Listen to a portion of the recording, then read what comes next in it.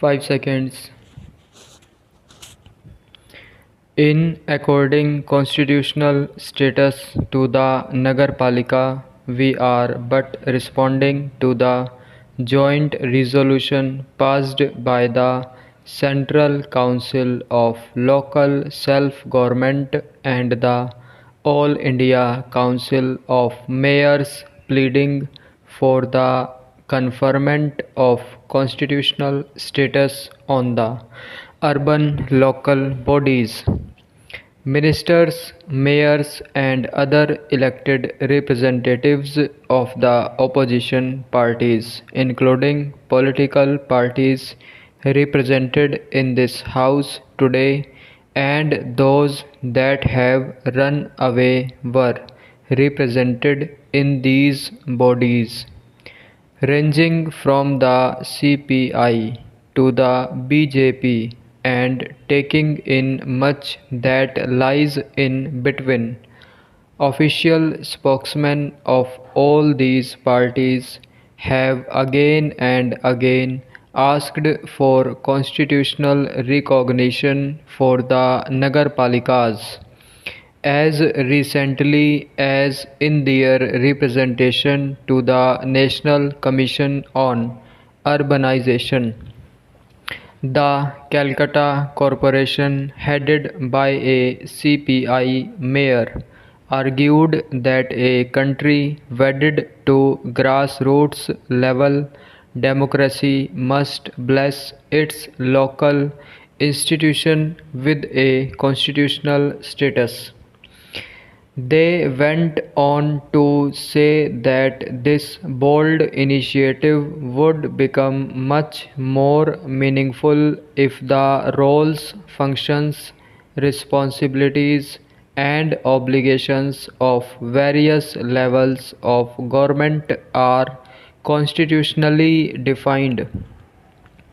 And I cannot resist quoting also their categorical conclusion that urban problems cannot be solved without giving local governments their rightful place in the country's constitutional framework itself. What has happened to change their minds? Let me phrase the question in a different way. What has happened to change their principles? Is it that they are getting too used to the company of those with diametrically opposed ideologies and those with no principle or ideology at all? We have heard the argument that there is no need for a constitutional amendment to bring democracy to the grassroots and endow power to the people. It has been argued that what is needed is political will.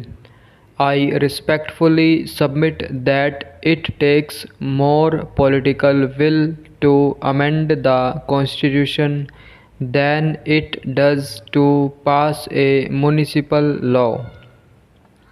I would also respectfully submit that our constitutional amendment creates the necessary political will where that will does not exist.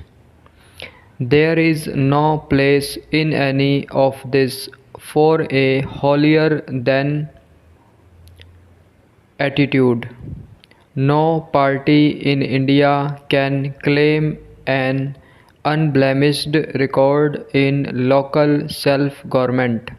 Equally, there is no major political party in India which has not something to its credit in regard to local self-government.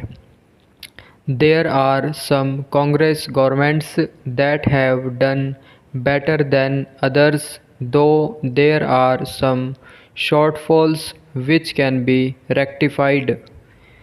Equally, there are opposition run governments which have done sometimes better than others, sometimes worse, indeed, sometimes better than their own past record, while sometimes falling short of their past achievement. Our approach to the Panchayati Raj and Nagarpalika bills has been non-partisan. We have drawn from the experience of all. We are beholden to all. We now bring forward a bill which makes democratic decentralization to the Nagarpalikas a keystone of the country's constitution, having discovered that there is an irresistible grounds well of popular support for the Panchayati Raj and Nagarpalika bills. One opposition party has now come up with an alternative proposal for a constitutional amendment. The proper forum to table such amendments would be the floor of this House.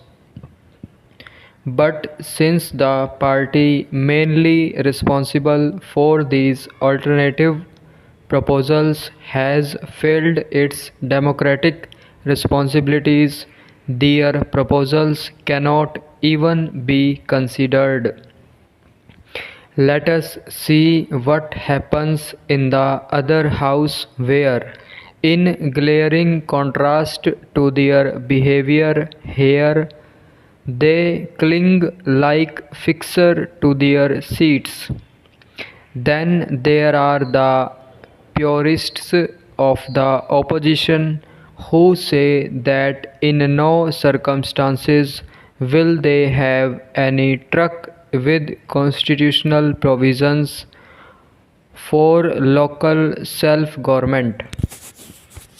Their purity is, however, called into question when one discovers that as recently as at the February this year, a joint meeting of the Central Council for Local Government and the All India Council of Mayors, the delegations of the Telugu Desam government of Andhra Pradesh, the Left Front government in Kerala, and the Left Front government of West Bengal were all party to a resolution which demanded a constitutional amendment in relation to the Nagarpalikas. There are yet other constituents of the National Front who demanded at the 11th joint meeting a uniform statute for all Nagarpalikas in the country. How can there be a uniform statute without a constitutional amendment?